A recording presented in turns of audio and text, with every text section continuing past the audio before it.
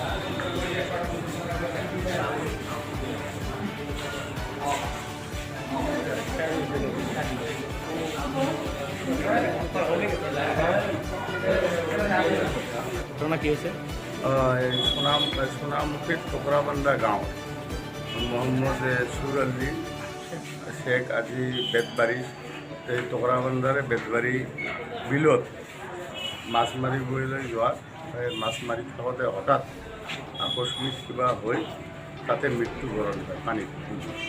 কিমান বয়স আছিল? 50 বছৰ 50 হ'ব পাই। এতিয়া মৃত্যুবৰণ ক'ত কৰিলে? বেতবাৰী টুকুৰাবান্ধা বেতবাৰী বিলত